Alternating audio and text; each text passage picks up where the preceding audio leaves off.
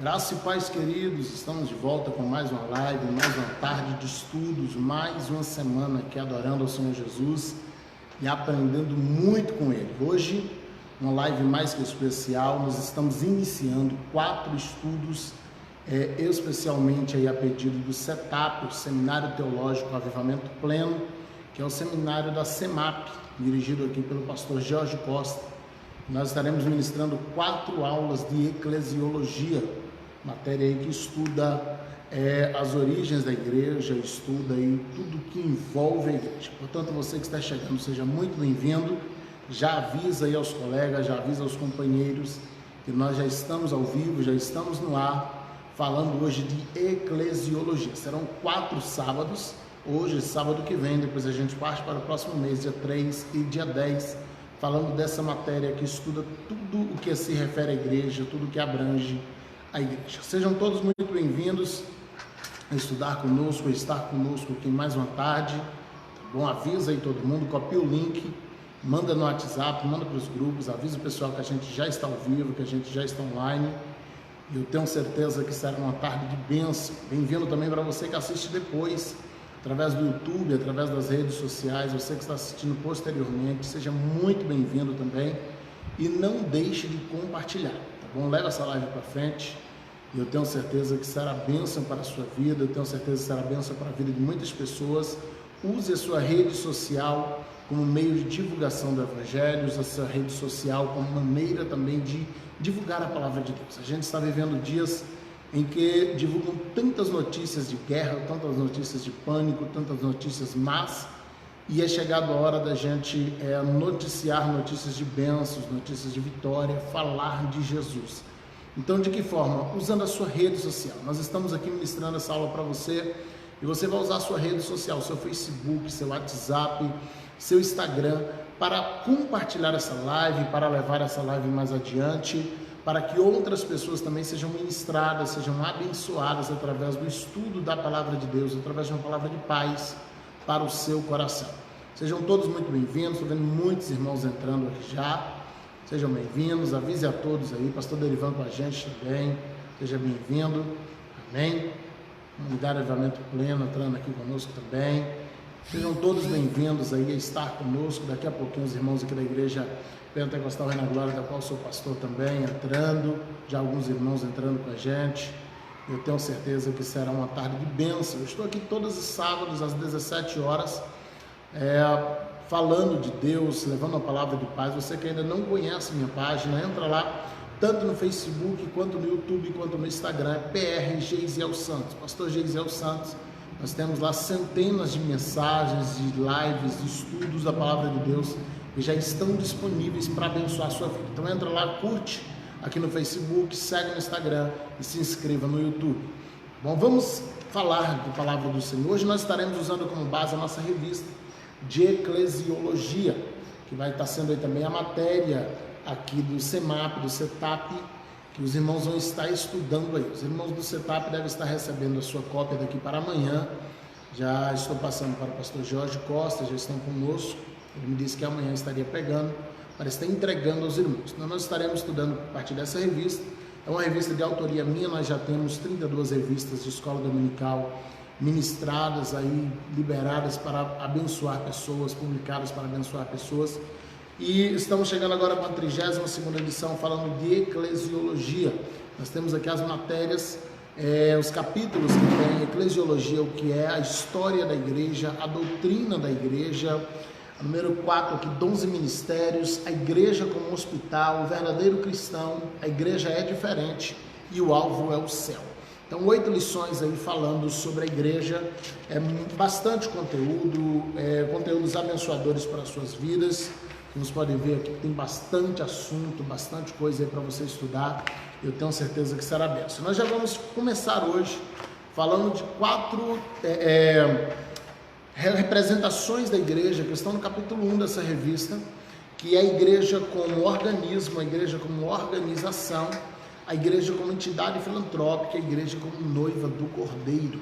São as 4 representações bases da igreja. A partir daí nós temos muitas outras, mas nós usaremos isso como base, como premissa para que nós possamos continuar estudando e compreendendo a partir daqui os assuntos que serão tratados nas próximas aulas. Então hoje eu quero explicar um pouquinho na igreja, a partir dessas 4 representações, ela como organismo, como organização, como entidade filantrópica, como noiva da igreja, e nós vamos pegar um pouquinho disso em cada detalhe aqui, e eu tenho certeza que será uma bênção aí para a vida de todos. Irmãos chegando aqui, muitos irmãos mais chegando, sejam todos bem-vindos, continuem conosco, você que está chegando já compartilha aí, tá bom? Usa a sua rede social para falar de Jesus. Eu quero usar como base aqui Mateus capítulo 16, versículos 18 e 19, Mateus 16, 18 e 19, ele diz assim: pois também eu te digo que tu és Pedro, e sobre esta pedra edificarei a minha igreja, e as portas do inferno não prevalecerão contra ela. Eu te darei as chaves do reino dos céus, e tudo que ligares na terra será ligado no céu, e tudo que desligares na terra será desligado no céu. Paulo, escrevendo mais adiante, ele vai nos chamar de dispenseiros do Evangelho. O que é um dispenseiro? O Senhor, ele pega todo o alimento espiritual, ele tranca dentro de uma dispensa chamada Bíblia, a palavra de Deus, e ele nos entrega a chave. Quando ele diz aqui que estaria entregando a chave do reino dos céus, ele fala justamente do entendimento da palavra, que isso é dado à igreja. A palavra, ela contém, a Bíblia, ela contém um alimento necessário para alimentar a humanidade. Ela contém um alimento necessário para alimentar todo mundo. Mas não há no mundo a compreensão das Escrituras. Muitos deles até leem, mas não entendem. Para nós, os salvos, a Bíblia diz que o Espírito Santo, ele nos dá o discernimento de todas as coisas, ele nos dá o discernimento das Escrituras, ele nos dá o discernimento do que está escrito, e por conta disso, por conta de nós termos esse discernimento, Jesus, ele vai usar aqui no versículo 19 de Mateus 16, essa figura da chave. Ele diz: olha, eu tranquei o reino dos céus e dei a chave para você. Porque ele diz: o que é ligado na terra, o que você ligar na terra vai ser ligado no céu, o que desligar na terra vai ser desligado no céu. Porque a responsabilidade de alcançar outras vidas e entregar esse alimento é da igreja. Se eu, na condição de membro da igreja, eu me trancar, eu me negar a falar de Jesus, de levar esse alimento para o mundo, eu desligo esse mundo do reino dos céus, e o mundo se torna desligado. Por que disso? Porque eu estou me negando a levar esse alimento para eles, a partir do meu egoísmo. Porque a gente começa uma live dessa, a gente sempre diz: olha, usa a sua rede social para compartilhar, porque de repente você vai passar uma hora aqui, vai ser muito abençoado, mas você não leva essa palavra para mais ninguém. Então você tranca o reino dos céus para essas pessoas. E talvez você tenha aí na sua rede social 1000 pessoas, 1500, 700 pessoas que poderiam estar comendo com você agora, mas a gente não compartilha, a gente guarda só pra gente, a gente se alimenta sempre sozinho. E assim tem sido domingo após domingo, quinta, terça, quarta, sexta, os dias de culto da sua igreja. A gente vai lá, assiste aquela mensagem, a gente guarda, a gente não compartilha com ninguém, a gente não prega para ninguém, a gente guarda a palavra só para si. E esse é um grande perigo. E nós precisamos aprender isso. Jesus, ele estabelece a igreja a partir daquele dia, e ele nos entrega uma responsabilidade de ligar pessoas ao reino dos céus, de ligar pessoas ao Pai, de ligar pessoas a Deus.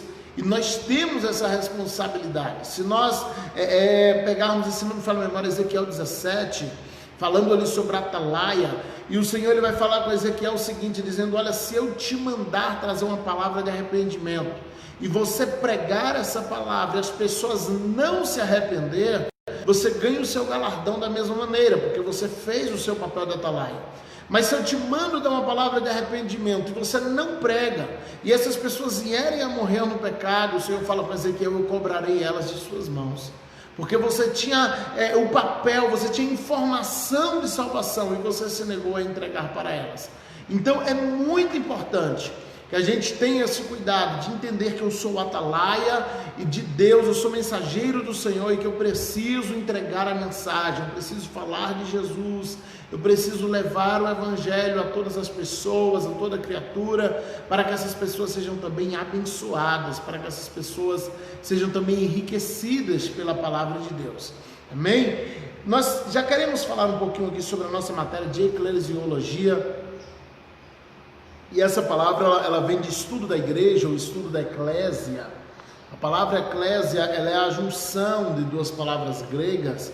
E aí você tem a primeira que é ek, que tem esse sentido aí de para fora, né? E você vem com a segunda palavrinha que foi juntada aqui, que é kalel, e tem o sentido de chamados ou convocados. Então, em uma interpretação rasa, a palavra igreja ou eclésia, ela significa chamados para fora. Agora, é preciso a gente ter um cuidado com isso, porque muitas vezes nós ministramos isso. A igreja quer dizer justamente chamados para fora. Então nós somos chamados para ir para fora e estamos errados de ficar aqui dentro. Eu preciso entender. Essa palavra eclésia, ela começou a ser usada no contexto político ateniense lá na Grécia. E portanto era uma palavra usada para questões políticas, onde no dia que o imperador ou que o governador, algum dirigente da cidade queria fazer um discurso na praça, queria falar alguma coisa ao seu povo, então o que acontecia? Ele mandava os soldados fazer a eclésia, convocar o povo a sair de suas casas para ir para o ajuntamento onde ele iria discursar. Então, apesar da palavra quer dizer chamados para fora, mas ela não está ligada com sair da igreja para pregar ao mundo, como muitos interpretam. Ela tinha um sentido de sair de casa para ir ao ajuntamento ouvir o imperador discursar. Então, estava muito mais ligada à importância do ajuntamento, onde você para tudo que está fazendo e sai para o ajuntamento, do que ao ato de sair em si, porque a gente focou muito na interpretação rasa, mínima, chamados para fora. Então a igreja está sendo chamada para fora. Não, a igreja, quando essa palavra ela é usada no sentido de igreja, para o corpo de Cristo, cerca de 70 vezes no Novo Testamento, ela é usada com o sentido de convocados para fora, mas tirados de casa para irem ao culto, para irem ao ajuntamento onde os apóstolos estavam ministrando. Então ela está muito mais ligada à congregação do que à missão, né? A gente tem um pouco de dificuldade de interpretar essa palavra eclésia, porque ela foi muito ligada à missão. Só que na base da palavra ela está mais ligada ao ajuntamento, à importância do ajuntamento, do que a importância do sair para a missão. Não estou falando que o ajuntamento é mais importante do que a missão, entenda, eu estou dando a interpretação da palavra eclésia, apenas a interpretação. Então, quando essa palavra ela é usada na Septuaginta para poder representar a igreja, quando ela é traduzida ali do hebraico primeiramente para o grego e é dado a palavra eclésia, ela tem um sentido de dar ênfase à importância do ajuntamento. Portanto, esses chamados para fora, convocados para ir ao ajuntamento, não está ligado à missão. Então, quando a gente fala de eclesiologia, é o estudo da eclésia, o estudo da igreja, ou seja, o estudo daqueles que saem de casa para ir ao ajuntamento. E aqui eu preciso chamar sua atenção para algo. Principalmente na pandemia, eu ouvi muitas pessoas dizerem: olha, eu sou igreja, eu não preciso estar no templo porque eu sou igreja. Foi feito hinos, mensagens, ministrações com isso. Eu preciso chamar a sua atenção para isso. Nós estamos fazendo o estudo da igreja, eu preciso chamar a atenção para essa mensagem errada. Paulo ele escreve dizendo o quê? Que o corpo de Cristo é a igreja. Nós somos membros do corpo. Então todas as vezes que eu estou com os meus irmãos, eu estou em igreja. Mas na individualidade, eu sou um membro do corpo de Cristo. Eu não posso ser o corpo de Cristo sozinho. Cada um de nós tem uma função, e Paulo ele vai falar sobre isso, porque nós estamos vivendo a cultura dos desigrejados. A cultura de, não, eu não preciso do templo, eu vou para a igreja, eu congrego em casa, eu adoro a Deus comigo, e Paulo ele vai repreender sobre isso. Ele fala, olha, a orelha não pode dizer que não precisa do nariz. O nariz não pode dizer que não precisa da boca, a mão não pode dizer que não precisa do pé e vice-versa. Porque cada pessoa é chamada para uma função diferente e ela só exercerá bem essa função se ela estiver ligada ao corpo. A mão ela tem 1001 utilidades, mas ligada ao corpo. Se eu arrancar a minha mão e jogar em algum lugar, ela morre. porque todo membro fora do corpo, ele morre. Todo membro fora do corpo, ele vai morrer, ele não tem vida em si mesmo. A ordem que sai da cabeça, a ordenança, a vida que flui do cérebro, que flui da cabeça, que no caso da igreja é Cristo, para ele chegar na mão, ele passa por todo o corpo, através da corrente sanguínea. Então, cada membro ele só recebe o sangue através do fluir que passa pelo corpo. Ele só recebe as ordenanças da cabeça, ele só está ligado à cabeça através do corpo. Então tem muita gente aí se achando o pescoço de Jesus.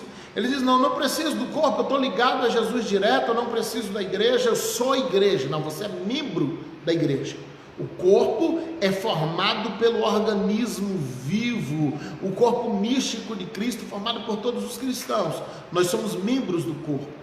E quando eu digo que eu não preciso de me envolver com a igreja, não preciso de me envolver com os meus irmãos, eu estou cometendo o erro que Paulo combateu. Eu estou dizendo, olha, eu sou orelha e não preciso da boca, eu sou boca, não preciso do nariz, eu sou mão, não preciso do pé. Então eu passo a acreditar que eu sou bom o suficiente para sobreviver sozinho, mas não importa o quanto um membro se acha mais importante, ele só terá vida em si mesmo se ele estiver ligado ao corpo. Porque o corpo é quem recebe ordens da cabeça. Então é certo que você consiga comprovar que você é o pescoço de Cristo, que você está ligado à cabeça direto, sem precisar do resto do corpo.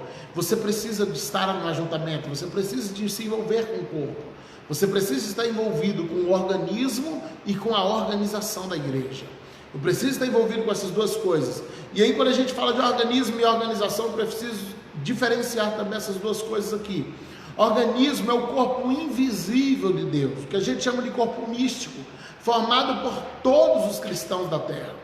Esse organismo vivo, que é a única igreja, o corpo de Cristo, que um dia há de ser arrebatado, há de ir morar no céu, esse organismo vivo, da qual todos fazem parte, ele precisa ser valorizado. Então eu preciso entender, quando eu falo da igreja como organismo, eu estou falando de pessoas. Organismo ele tem a ver com pessoas, e aí não importa se é da Deus e Amor, da Batista, da Assembleia, ou da Presbiteriana, da Metodista, ou da Universal, não faz diferença. O organismo ele é formado pelo corpo místico, por todos os cristãos da terra. Mas além do organismo, existem também a organização, ou as organizações. A Bíblia não dá ênfase à organização. No entanto, quando a gente vê Jesus escrevendo às igrejas da Ásia, a gente percebe que a carta ela é direcionada, apesar dela falar do líder da igreja, mas ela é direcionada para a organização que estava naquela cidade. E dentro dessa carta, Jesus ele trata do organismo, ou seja, ele separa os fiéis dos que já se corromperam. Então Jesus ele sabia diferenciar organização e organismo, e ele trata dessas duas coisas com muita maestria. E nós precisamos saber diferenciar também. A Bíblia ela vai dar mais ênfase, muita ênfase ao organismo. Por que o organismo? Porque antes de ser uma organização, a igreja ela é movida por pessoas. E a gente precisa entender que a organização, ela existe para atender as pessoas, e não as pessoas para atender a organização. Porque o que acontece foi que a gente virou essa página, e a gente está usando isso ao contrário. A gente usa a organização, o organismo, para suprir as necessidades da organização. E deveria ser ao contrário, a organização suprindo as necessidades do organismo. A gente perdeu a visão, perdeu o lema do que é ser igreja, do que é realmente viver como igreja. Então, o que acontece? A igreja ela é formada inicialmente apenas por organismo. As pessoas se reuniam nas casas, elas faziam aqueles ajuntamentos, elas cultuavam, elas passavam a noite orando, mas a igreja começa a crescer. E à medida que a igreja começa a crescer, ela começa a ter dificuldades de viver sem uma organização. Porque todo crescimento, para ele se manter, ele vai exigir uma organização forte. Então vai surgindo a organização para atender a necessidade do organismo. Era justamente o oposto, de modo que a gente vai encontrar Paulo ministrando, por exemplo, em Filipos, e ele está ministrando em um cenáculo, no terceiro andar de um prédio. A gente percebe que já havia um local específico. Os discípulos começam se reunindo, por exemplo, na casa de João Marcos, onde as pessoas estavam orando quando Pedro foi solto da prisão. Mas quando a gente chega, por exemplo, em Atos 5, a gente já encontra as pessoas reunidas no cenáculo, ou seja, mais uma vez, houve a necessidade de se cuidar, de se preparar uma organização para atender a demanda do organismo. À medida que o organismo foi crescendo, que o número de pessoas foi crescendo, surge a necessidade da organização. Então, quando eu abro um espaço para atender o organismo, essa organização, esse espaço, ele vai exigir algumas outras coisas. Por exemplo, se eu ajunto pessoas, um número de pessoas maiores, eu preciso investir em um som melhor, eu preciso investir em um ambiente agradável, eu preciso investir em conforto para essas pessoas estarem ali por mais tempo, eu preciso de investir em coisas para atender as pessoas, atender a quantidade de pessoas. Então a organização ela é necessária. A organização, ela vai surgindo à medida que o organismo ele vai se desenvolvendo, e ele é necessário. Agora, eu preciso ter cuidado, porque à medida que eu começo a arrumar a instituição, a estrutura, a organização, esse templo, que eu coloco uma placa lá fora, dou um nome a esse ajuntamento e digo, olha, aqui é a igreja tal. À medida que eu começo a arrumar essa instituição, arrumar essa parte de organização, eu tenho que ter cuidado para não priorizar isso e prejudicar o organismo. Porque todas as vezes que o custo ou as finanças estiverem defasadas, estiverem necessárias diminuir, olha, as finanças estão poucas, não está entrando bem, eu preciso priorizar o organismo. Pessoas precisam vir antes de coisas, sempre. Então, se tem algo que eu quero muito fazer no meu templo, mas eu tenho uma necessidade humana dentro do templo, essa necessidade humana ela vai suprir, ela vai estar acima da necessidade estrutural. E eu preciso valorizar isso, eu preciso ter isso em mente. Olha, a necessidade humana ela é prioridade. A necessidade humana ela está à frente, ela está acima. Ela precisa, porque a organização ela existe para suprir a necessidade do organismo, mas eu não posso fazer com que o organismo exista para suprir a necessidade da organização. Ela precisa ser ao contrário. Agora, uma vez que essa organização exista, que o organismo está atendido, o organismo ele vai se juntar agora para manter a organização. Porque, como eu disse no instante, a organização ela vai gerar necessidades novas, ela vai gerar necessidades estruturais que geram custos, que geram demanda maior de água, de luz, de copo, de produto de limpeza, de a necessidade de um líder estar ali na frente em tempo integral. Então a organização ela vai tendo necessidades próprias, ela vai tendo suas próprias necessidades que precisam ser mantidas, precisam serem mantidas. Então organismo e organização precisam andar juntos. Agora lembrando que se a finança é insuficiente para manter os dois, priorize o organismo, porque a igreja ela é mantida, ela é constituída, por assim dizer, por pessoas. Ela não é constituída. Pode haver uma igreja com 1000 pessoas sem nenhum templo, mas uma igreja não pode ter um templo sem nenhuma pessoa. Aqui é a minha igreja, eu tenho um templo lindo, mas não tem gente dentro. Não, isso não é igreja, é só um templo.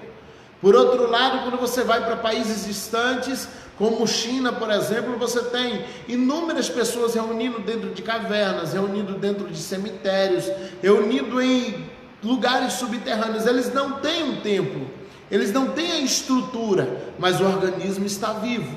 O organismo ele está se mantendo, ele se autossustenta. Então a gente precisa valorizar esse organismo acima da organização, porque a organização sem pessoas, ela não é igreja. Mas se essas pessoas se ajuntam, independente de ter um templo bonito ou feio, ela é igreja. Por outro lado, eu preciso compreender o que eu já disse aqui atrás.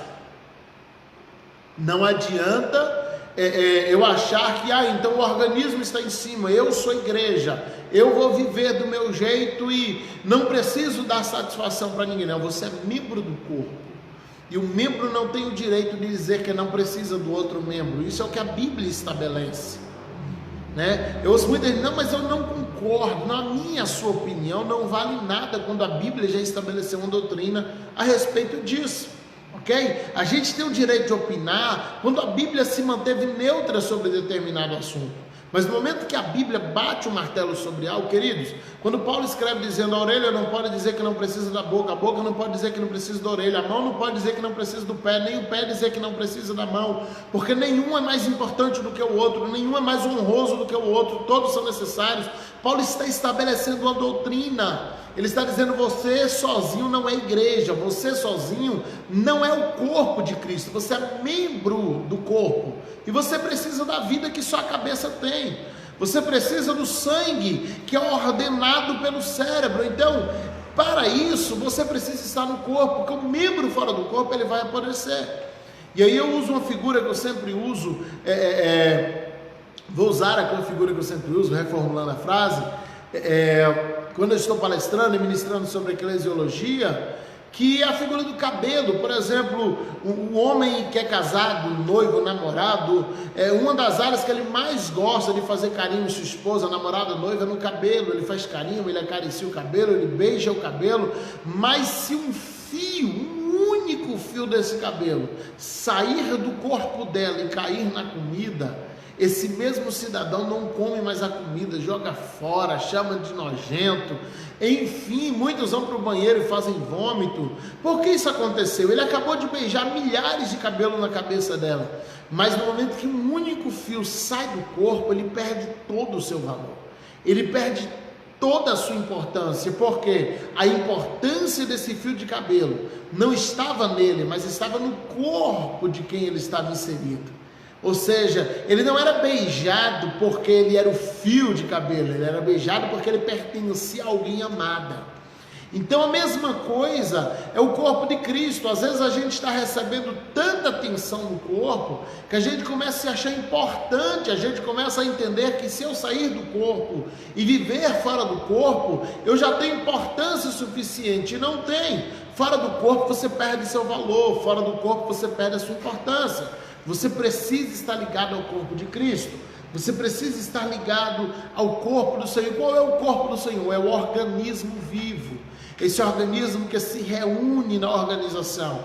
Lembra do significado de eclésia que a gente falou lá no início? Chamados para fora. Aí a gente fala, aí pastor, foi chamado para sair. Sim, mas já explicamos isso aqui, eu vi que muitos irmãos entraram depois. Explicamos isso aqui outra hora. Essa palavra ela era usada com conotação política. As pessoas eram convocadas para fora de casa para irem ao ajuntamento onde o imperador ia discursar, onde o governador ia discursar, onde o prefeito, o governante da cidade ia discursar. Então, eles eram chamados para fora de casa para ir ao ajuntamento. Então, a importância não estava em ser chamado para fora, estava em ir ao ajuntamento. Então, igrejas chamados para ir ao ajuntamento. Esse chamado para fora era chamado para fora de casa. Para ir para onde? Para se ajuntar com todos os que ouviriam o seu líder falar. Esse era o sentido de igreja. Então, eu não posso interpretar a igreja ou qualquer outro texto bíblico a partir da minha mente ocidental e secularizada pelo pós-modernismo, pelo século 21. Eu preciso entender o que foi escrito, o que estava na cabeça de quem escreveu há 2000 anos atrás e de quem recebeu essa carta, essa informação, essa escrita há 2000 anos atrás. Afinal de contas, essa Bíblia não foi escrita na minha linguagem de século 21, ela foi escrita para ser lida por pessoas que viveram naquele século 1 e que receberam aquela linguagem do século 1. Então, quando eles ouviam, ora, a igreja é chamada para fora, nós hoje entendemos, foi chamada para fazer missão.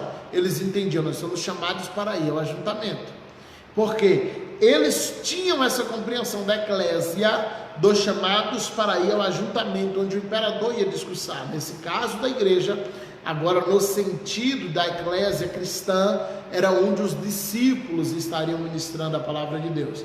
Então nós temos a igreja aqui como organismo, que nós falamos aqui agora. Nós temos a igreja como organização, que é essa instituição que se organiza para receber o organismo, para abrigar o organismo, para atender ao organismo. Então nós vemos que a organização ela vai se tornando necessária à medida que ela vai crescendo. Essas subdivisões também vão se tornando necessárias, porque senão chegaria um momento que não teria mais como abrigar e nem atender as necessidades de todos os cristãos. Então as pessoas perguntam, por que tem tantas igrejas? Porque precisa atender a necessidade de muita gente, e é necessário que assim seja. Nunca foi interesse de Deus que a gente construísse templos para 10, 20 mil pessoas. O interesse de Deus era que a gente ajuntasse pessoas que a gente pudesse cuidar. Por isso as igrejas hoje, quando elas vão tomando proporções maiores, elas vão se subdividindo em células, em PGs, em pequenos grupos, porque essa é a única forma de se atender às pessoas, e isso é necessário. Porque de nada adianta eu ajuntar 10 mil pessoas para me ouvir no domingo, se na segunda essas pessoas estão desamparadas. Então os PGs, as células, eles vão atendendo essa demanda menor, de forma que todos sejam atendidos, que todos tenham as suas necessidades apreciadas, valorizadas, e possam responder, para Deus e para a igreja como um todo, no sentido de eu estou bem porque fui cuidado pela igreja. Eu fui amparado pela igreja. Então a organização existe para atender o organismo e não o contrário. Ela existe para abrigar o organismo e não o contrário. Ok? Organização e organismo caminham junto. Não dá para fazer parte de um desprezando o outro. Exceto que eu não tenha a possibilidade, como em países orientais e árabes. Mas se eu tenho condições, eu preciso fazer parte, eu preciso estar junto. Mas entendendo que essa organização existe para que eu tenha um lugar para estar. Essa estrutura existe para que eu tenha um lugar onde eu possa adorar, e não o contrário. Não eu achar que a organização existe e eu vou lá porque ela é mais importante do que as pessoas. Queridos, quando você começa a investir mais em coisas do que pessoas, você perdeu a visão de Deus. Quando você começa a investir mais em coisas do que em pessoas, a visão está distorcida. Nós precisamos focar, pessoas é mais importante. Tudo que eu faço aqui no templo, a estrutura que eu invisto, ela precisa atender a necessidade de pessoas, ela precisa confirmar que pessoas serão atendidas através dessa estrutura que eu estou montando. Ou do contrário, eu não estou construindo cidade, eu estou construindo torre. Amém? O Senhor nos ensinou a construir um reino, não foi construir torres que a gente constrói para levantar o nome de um, porque a torre ela levanta o nome de uma pessoa. Quando a gente vai para a Torre de Babel, a Bíblia diz que os homens estavam construindo uma torre e uma cidade. A Bíblia é muito clara lá em Gênesis, estão construindo uma torre e uma cidade. E o Senhor, ele olha do céu, ele não se incomoda com a cidade, ele se incomoda com a torre. Deus não tem problema com a cidade, ele tem problema com a torre, porque a cidade abrigaria a todos, mas a torre levantava o nome de Nimrod, a torre levantava o nome de um. Então toda torre tem dono, a cidade tem moradores, mas a torre tem dono. Toda torre ela vai ter alguém que leva o nome de dono dela, e é por isso que Deus não investe em torres, é por isso que Deus não valoriza torres. O Senhor valoriza cidades. Só que quando o Senhor desce e confunde as línguas, muita gente não lê a continuação desse texto. O Senhor confundiu as línguas para quê? Para que parasse a construção da torre. A Bíblia continua dizendo, eles se espalharam pela terra e pararam de construir a cidade. Ou seja, no momento em que a mão de obra diminuiu, as pessoas se espalharam, não tinha mais tanta gente para construir as duas coisas, ao invés de parar a torre e construir a cidade para os que sobraram, eles param a construção da cidade e continuam a construção da torre. Entende? Observe que desde o princípio do mundo o ser humano valoriza mais a torre do que a cidade. A gente valoriza mais uma construção do meu nome do que a construção do reino de Deus. Aquilo que vai levar a meu nome se torna mais importante para mim do que a expansão do reino. Então, muito cuidado. Sempre que você começar a fazer algo para Deus, esse algo está dando certo, você precisa se perguntar, eu estou construindo uma cidade ou uma torre? Porque Deus tem compromisso com a cidade. Todas as passagens bíblicas era Deus no meio de Jerusalém, era Deus no meio de Israel, porque o compromisso de Deus era com o lugar, o compromisso de Deus era com a cidade. Mas quando a gente constrói uma torre, Davi foi um homem segundo o coração de Deus, mas a Bíblia não fala em nenhuma passagem que Deus habitava no meio do palácio de Davi. porque Deus estava no meio de Jerusalém. Salmos 46, Deus está no meio dela, não será abalada. Sofonias capítulo 3, Deus está no meio da cidade. A gente volta lá para Êxodo, a presença de Deus no meio do arraial de Israel. O compromisso de Deus era com a cidade, não era com a torre. Deus se manifestava lá onde estava a tenda da oração no arraial de Israel, mas nunca se manifestou na tenda de Moisés, porque Deus não tem compromisso com a torre, Deus tem compromisso com a cidade. Então a gente está muito mais preocupado nesses dias em construir torres, e torre tem dono, torre leva o nome de alguém, torre sempre destaca alguém, mas a gente está investindo sempre em torre. A gente transforma aquela organização que era para abrigar pessoas, a gente se transforma em um marco que leva o meu nome. Não, o pastor Geisiel construiu isso aqui, é o dono disso aqui. E queridos, no reino de Deus não tem dono, no reino de Deus o maior serve o menor. Quem quer ser o primeiro serve a todos. Quem quer ser primeiro vai lá para o fim da fila, quem quer sentar na frente senta atrás. O reino de Deus é todo invertido quando comparado às estruturas humanas, mas a gente está tratando o reino de Deus num formato de estrutura empresarial, e a gente precisa ter cuidado com isso. A terceira representação da igreja é a igreja como entidade filantrópica. Quando a gente vai registrar a igreja, a gente já chega lá e pega essa informação. A igreja é uma entidade filantrópica. E o que quer dizer isso? Primeiro, que essa igreja ela não tem o intuito de ter fins lucrativos. Essa igreja ela não está sendo aberta para enriquecer alguém, a exemplo de uma empresa que a gente já abre nossa primeira lojinha, aquele comércio de picolé, você já abre para ganhar dinheiro. Então todas as vezes que a gente abre um comércio, você abre para ganhar dinheiro. Quando você abre uma igreja, é o contrário. A igreja ela é aberta não para ganhar dinheiro, ela é aberta para atender pessoas. Óbvio que, como eu falei aqui, o aumento do organismo exigirá custos para manter a estrutura. Então a igreja vai recolher dízimos, ofertas, que é bíblico, para a manutenção da casa de Deus. Apesar disso, não é a função, não é o papel, ou não é a prioridade da igreja estarmos simplesmente focados em dinheiro. O que isso quer dizer? Que se a igreja não tiver dinheiro, ela não vai fechar. Porque ela é uma entidade sem fins lucrativos, então ela não pode parar por falta de dinheiro. Queridos, só pode nos parar aquilo que nos move. Se a falta de dinheiro fechar uma igreja, é porque essa igreja era movida por dinheiro. Então ela não era uma igreja, era uma empresa. Se eu entendo que a igreja é uma entidade filantrópica, a primeira coisa que está dizendo é que ela não vai parar por falta de dinheiro. Ou seja, se não entrar nada, a igreja ainda vai estar de pé. Com a luz cortada, a água cortada, mas ela vai estar lá. Vai estar firme, a igreja vai se reunir e vai existir, ok? Nem que seja debaixo de uma árvore, ela vai existir, porque ela é sem fins lucrativos, ela é entidade filantrópica. Bom será que toda membresia entenda a importância de contribuir com seus dízimos, com suas ofertas, para manter o lugar agradável, bonito, manter um lugar funcionando. Mas a igreja não vai fechar. Se eu parar de dar meu dízimo, eu vou ter que falar isso, aquela igreja fecha. Não, a igreja é de Cristo. Ela não é movida por dinheiro. Se ela não é movida por dinheiro, ela não vai ser parada por falta de dinheiro. Ela vai existir, ok? Segunda coisa que implica como entidade filantrópica é que a renda que entra, prioritariamente, ela deve ser investida em pessoas antes de coisas.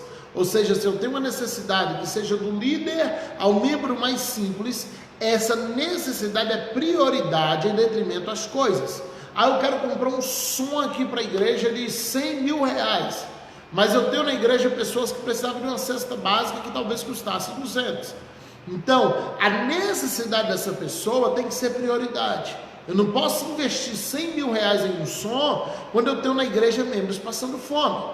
Então, eu preciso priorizar aquilo que é a função, o papel principal da igreja, que a organização existe para atender o organismo.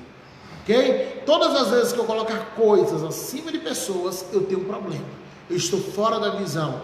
Eu não estou como igreja. Eu estou vivendo um charlatanismo, onde eu abro uma empresa com o nome de igreja para escapar da tributação, que diga-se de passagem, isso agora já está até com novas leis aí, vai vir a tributação quase que normal. Então eu abro uma empresa com o nome de igreja para escapar da tributação, mas meu alvo é ganhar dinheiro. Eu não cuido de pessoas, eu não zelo das pessoas, eu não me importo com as pessoas, eu quero mais enricar com as ofertas e os dízimos. Querido, isso é charlatanismo. Se denunciado, esse líder pode ser preso, ele pode acabar na cadeia, porque isso é crime previsto em lei no nosso país. E além de tudo isso, é um pecado gravíssimo diante de Deus. Então preciso entender, quando eu abro uma igreja, eu vou abrir uma nova igreja em Vitória da Conquista, ou em qualquer outra cidade, eu preciso ter em mente, eu estou abrindo para cuidar de pessoas, eu não estou abrindo para enriquecer, eu não estou abrindo para levantar uma torre com o nome do pastor Gesiel, não estou abrindo para poder eu ter um alto salário, para entrar muito dinheiro, não, estou abrindo para cuidar de pessoas. Se a igreja aberta não tem essa finalidade, infelizmente 90% das que abrem não tem, ela abre simplesmente para construir uma torre, ou seja, eu vou abrir uma igreja porque eu preciso ter a igreja com o nome do pastor Gesiel, então é uma torre, ela tem dono, e aí a gente vai montando torres e torres e torres, e a gente volta lá para a Torre de Babel e vê que Deus não gosta de torre, Deus gostava da cidade. Os homens estão construindo uma cidade, uma torre, Deus se incomoda com a torre, ele diz, eu vou parar os homens de construir a torre. O contingente diminui, a Bíblia diz, eles pararam a cidade. E a gente percebe que o projeto de Deus é sempre deixado de lado, e os homens voltam e fazem o que querem, e estão fazendo isso até hoje. Estão fazendo isso até os dias de hoje. A última representação da igreja,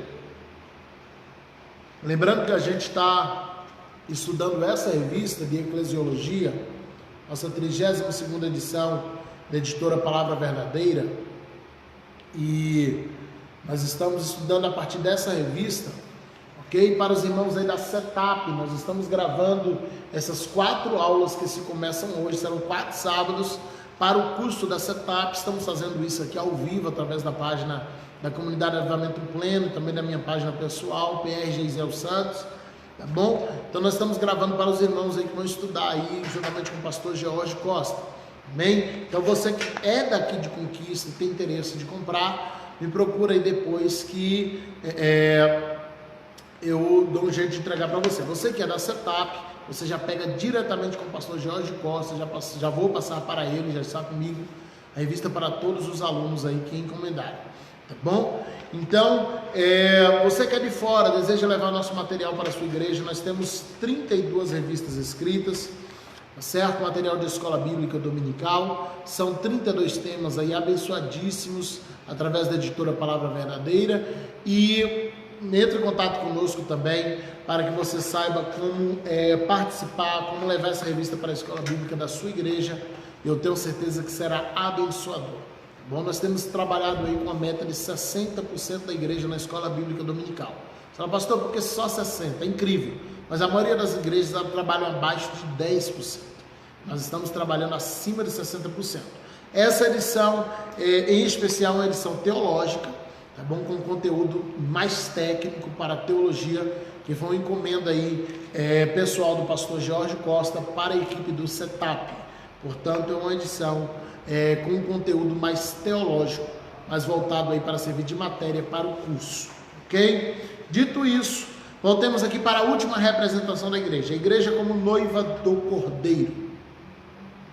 Se você tiver alguma dúvida, alguma coisa aí, vai escrevendo aí também da própria aula, a gente vai tentando tirar essas dúvidas aqui para vocês, tá bom? Os comentários aqui, eu estou tendo acesso a todos, para que eu possa responder na medida do possível. De repente você manda 15 perguntas e aí não dá para a gente atender todas, tá bom? Mas vai ficando alguma dúvida dentro do assunto, tá bom? De repente a gente está aqui dando aula de eclesiologia, aí vão ver perguntar com quem cai em casulo, né? Então foge completamente do que a gente está estudando. Mas dentro do assunto, se você tiver uma dúvida, a gente está à disposição aqui para auxiliar à medida que for dando aqui no ao vivo. Ok? De todas as representações que nós falamos até agora, igreja como organismo, como organização, como entidade filantrópica, a mais importante é a igreja como noiva de Cristo. A igreja como noiva de Jesus, como noiva do Cordeiro, é o papel mais importante dela. O Senhor, quando Ele vem à terra, Ele vem justamente comprar uma noiva, Ele vem justamente para adquirir a sua noiva, aquela que seria a sua esposa. Então esse é o papel mais importante da igreja. ela foi comprada, ela é mantida, ela é preservada, ela tem sido preparada pelo próprio Jesus, através do Espírito Santo, e ele comprou para si mesmo. Observe que tudo o que dissemos até agora fala de construções de torres, onde pastores, líderes estão construindo para seu próprio nome, mas Jesus ele comprou a igreja para ele, na condição de Deus, de Senhor, de dono da igreja. Quando a gente vai para a palavra Adonai, muito usada pelos hebreus, pelos judeus, a palavra Adonai ela tem sentido de Senhor, de meu possuidor, de meu dono, aquele que me possui em todos os aspectos. Esse é o significado de Adonai, esse é o significado do Senhor como nosso dono. Então, de todas as representações, nós precisamos entender que nós pertencemos a Cristo.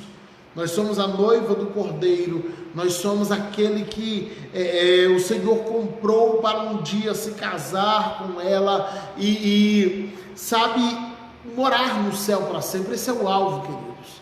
A gente está se acostumando muito com a terra, a gente está se acostumando muito com as coisas daqui, a gente está se acostumando muito com as nossas organizações, com as nossas estruturas, com as nossas denominações, e a gente tem esquecido completamente de que um dia nós iremos morar no céu, de que nós somos chamados, estamos sendo preparados para quê? Para ir morar no céu. Quando a gente vai para Apocalipse, capítulo 22, versículo 17, a Bíblia vai dizer que o Espírito e a noiva, a verdadeira noiva, ela está fazendo um coro, esses dois estão fazendo um coro e dizendo: vem, vem, vem, ora vem, Senhor Jesus, né? Usado ali a palavra Maranata, tem o sentido de ora vem, Senhor Jesus. Então a verdadeira noiva, ela está fazendo um coro com o Espírito está ansioso para voltar para casa. A noiva verdadeira, ela está ansiosa pelo dia do casamento, pelo dia que ela vai se encontrar com o seu noivo, e ela está clamando por esse dia diariamente. Qual é o nosso erro? E onde a gente falha? Porque a gente está tão acostumado com a terra, que a gente está torcendo para esse dia não chegar. A gente está tão acostumado com a terra que a gente fica torcendo e procurando profecias inexistentes para que esse dia seja adiado ao máximo, e diz: não, falta isso, falta aquilo outro, o evangelho tem que ser pregado em todas as nações, tem que isso, tem que aquilo outro. Queridos, sabe, a verdadeira noiva ela está ansiosa pelo arrebatamento da igreja. A verdadeira noiva ela está ansiosa para se encontrar com Cristo. E isso significa o quê? Que se eu estou na lista dos que não querem a abreviação do arrebatamento, se eu não tenho pressa de que Jesus volte, logo eu não sou a verdadeira noiva, eu sou só o irmão da noiva. A gente vai para o casamento de Isaac, que é uma representação do casamento de Cristo na igreja, casamento de Isaac e Rebeca. E quando Eliezer, fazendo ali a figura do Espírito Santo, ele vai até a casa de Labão para trazer Rebeca como esposa para Isaac, quando ele chega ali, ele encontra Rebeca, mas também encontra seu irmão Labão, né, filhos de Naor, se não me falha a memória aqui, se minha memória não estiver me traindo. Então, ele chega ali, ele encontra Rebeca, encontra Labão. Observe que os dois eram irmãos, os dois moravam na mesma casa, os dois andavam juntos, comiam juntos, mas só um era noivo, o outro era o irmão dela. Ele morava na casa do pai, mas não tinha herança de noiva. E aí é interessante porque Eliezer ele chega e ele entrega presentes para Rebeca, ele entrega presentes para Labão, ele entrega joias para Rebeca, ele entrega joias para Labão, ele entrega ouro para Rebeca, ele entrega ouro para Labão. Mas quando chega a hora dele ir embora, a Bíblia vai dizer que Labão está agora implorando para ele adiar aquela viagem em 10 dias. Quando chega a hora de Eliezer levar a esposa para Isaac, Labão começa a dizer: olha, nos dê mais 10 dias, nós precisamos se despedir, nós precisamos que ela se despeça, que faça festa, que faça isso, aquilo, outro. E aí Eliezer fala assim: não, eu estou indo agora, se quiser ir, vem. E aí o pai vai chamar Rebeca e fala assim: olha, ele está indo agora, não tem direito a despedida, a festa, não tem direito a nada. E o que você decide? Rebeca fala: eu vou, eu quero ir. Então observe que os dois moravam na mesma casa, os dois receberam joias, os dois receberam ouro, os dois eram filhos do pai, mas só uma estava ansiosa para ir, e só ela foi, só ela progrediu, só ela foi para frente, e do ventre daquela mulher vai sair duas nações, Jacó e Esaú. Uma delas, o Jacó, que é transformado em Israel e dá origem à nação pela qual viria o Messias para salvar o mundo. Então a gente observa que a atitude de Rebeca aquele dia colocou ela como uma matriarca lá atrás, uma das matriarcas daquela geração, da qual viria Jesus. Então, queridos, tem muita gente dentro da igreja que ele é Labão, ele é irmão da noiva, ele mora com a noiva, ele recebe os mesmos presentes que a noiva, sabe? Ele recebe a visita do Espírito Santo igual a noiva, ele desfruta das bênçãos do Espírito Santo igual a noiva, mas enquanto a noiva está ansiosa para ir se encontrar com Isaac, para ir se encontrar com Jesus, o irmão da noiva está sempre tentando adiar o casamento. Não, nos dê mais uns dias, nós precisamos nos despedir, nós temos que fazer uma festa, nós temos que fazer um churrasco. Não, a gente tem sempre um compromisso, porque é irmão da noiva. E quando chega a hora de partir, o Espírito Santo, na figura do Eliezer, ali o Eliezer na figura do Espírito Santo, ele fala: eu não vou esperar mais nada, a hora é agora, eu estou indo, quem é noiva vem comigo. E a noiva, ela faz um coro com o Espírito e começa a dizer: eu vou, e ele vem, eu vou, e o noivo vem. A Bíblia diz que quando eles vão se aproximando, Isaac vem ao encontro, e eles se encontram no caminho. Então essa é a figura do arrebatamento da igreja. A verdadeira noiva, ela está ansiosa para se encontrar com Cristo, ela está ansiosa pelo dia do encontro, ela está ansiosa pelo dia do arrebatamento. A verdadeira noiva, a verdadeira igreja, ainda que ela esteja desfrutando de muitas coisas na terra, ela entendeu que o alvo dela é o céu. Mas o irmão da noiva, que mora na casa da noiva, está desfrutando das bênçãos com a noiva, mas não é noiva, ele não está nem um pouco interessado na viagem. Ele quer que o Espírito Santo continue aqui, porque aqui ele está me usando, ele está levantando meu nome, ele está me deixando mais rico, ele está fazendo um monte de coisa comigo. Mas, queridos, o alvo sempre será a casa de Abraão, sempre será a casa de Isaac, o alvo sempre será o céu. Então, se você é noiva do Cordeiro, se você é igreja, entenda o seu papel de noiva, faça coro com o Espírito Santo e comece a dizer: Maranata, Maranata, ora vem, Senhor Jesus. Quando a gente entende que isso é o mais importante, sabe, a organização já não me incomoda, os defeitos da organização não me param. Quando a gente entende que isso é mais importante, eu foco no organismo, eu foco no céu e vou em frente, sabe, rumo à minha salvação, aquilo que o Senhor preparou para a minha vida.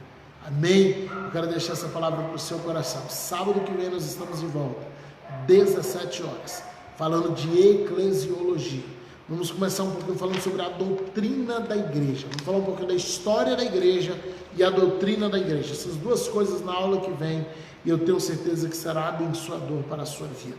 Amém?